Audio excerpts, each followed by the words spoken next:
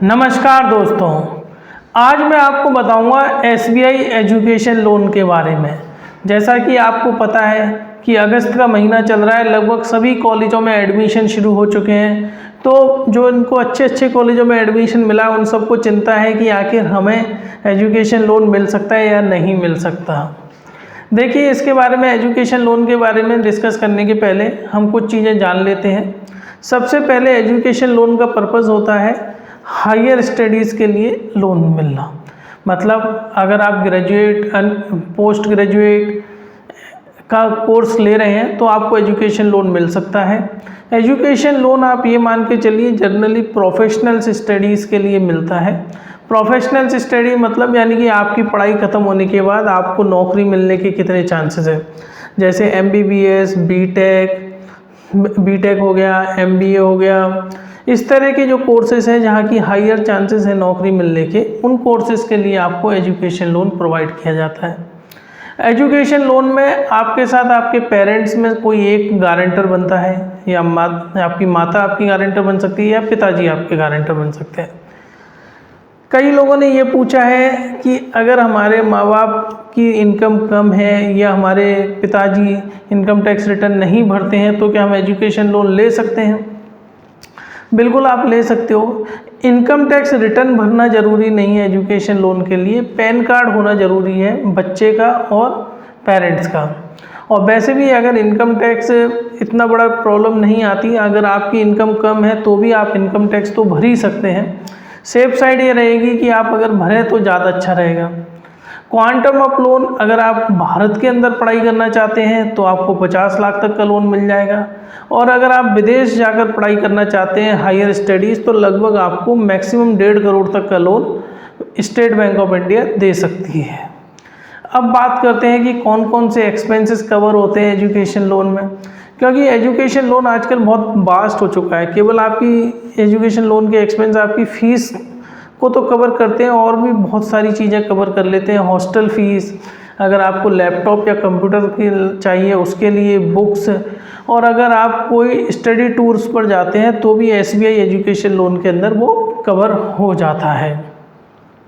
Rate of interest, चूँकि education loan 3 तरह के प्रोवाइड किए जाते हैं स्टेट बैंक ऑफ इंडिया से, तो आपको 7% से 10% के बीच रेट ऑफ इंटरेस्ट पड़ती है एजुकेशन लोन में। अब बात करते हैं सिक्योरिटी।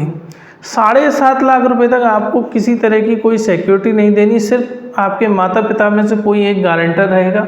7.5 लाख के ऊपर अगर आप लोन लेंगे तो आपको जो लोन अमाउंट है उसका 110% सिक्योरिटी अमाउंट देना होगा। अब बात करते हैं कि ये टर्म लोन के फॉर्म में मिलता है, मतलब आपको जब आपकी पढ़ाई कंप्लीट हो जाएगी तो आपको मंथली EMI इंस्टॉलमेंट अपने लोन में भरनी होगी। एजुकेशन लोन अप्लाई करते वक्त आप ये ध्यान रखें कि सिविल अच्छा होना चाहिए। अगर किसी वजह से आपके पिताजी का सिविल ख़राब है तो आप अपनी माताजी को अपना को एप्लीकेंट बना लें, क्योंकि सिविल की वजह से भी कई बार कई एजुकेशन लोन होने से रुक जाते हैं।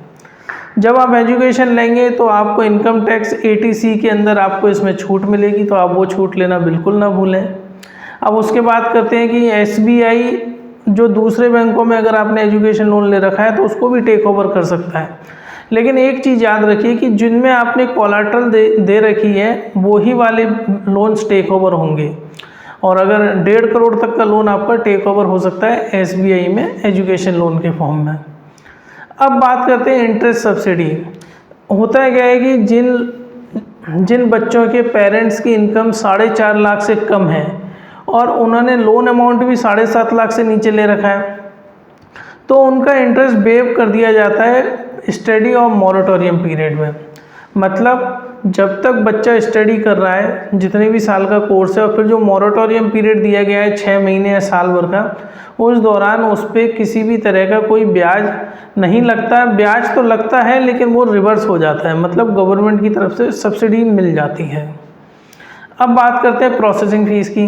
20 लाख तक कोई प्रोसेसिंग फ़ीस नहीं है, 20 लाख से ऊपर 10,000 की प्रोसेसिंग फ़ीस है, और अगर आप स्कॉलर लोन लेते हैं तो उसमें किसी तरह की कोई फ़ीस नहीं है। रीपेमेंट बहुत सिंपल है। देखिए, जब आपकी पढ़ाई कंप्लीट हो जाती है उसके बाद आपका रीपेमेंट शुरू होता है, और जो कि मैक्सिमम एजुकेशन लोन में 180 महीने तक का हो सकता है। मतलब 15 साल। अब बात करते हैं कि एजुकेशन लोन कितने तरह के होते हैं। देखो, स्टेट बैंक ऑफ इंडिया 3 तरह के एजुकेशन लोन प्रोवाइड करती है। एक सिंपल SBI एजुकेशन लोन, दूसरा SBI स्कॉलर लोन, तीसरा SBI ग्लोबल एडवांटेज।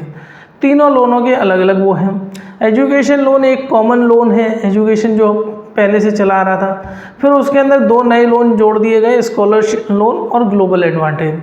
अब मैं आपको स्कॉलर लोन के बारे में बताता हूँ। इसके बारे में वैसे पूरी डिटेल में मैंने एक ऑलरेडी वीडियो बनाया हुआ है, आप आई बटन पर देख सकते हैं, लेकिन फिर भी मैं बताता हूँ।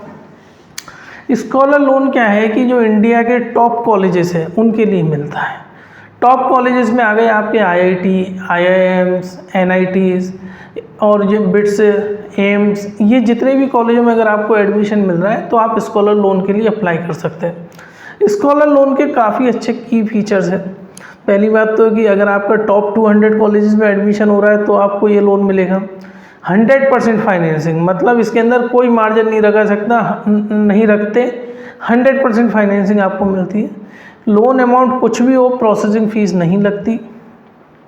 40 लाख तक कोई कोलेटरल की ज़रूरत नहीं होती और इंटरेस्ट रेट इसकी 7% से स्टार्ट होती है, मतलब होम लोन के बराबर।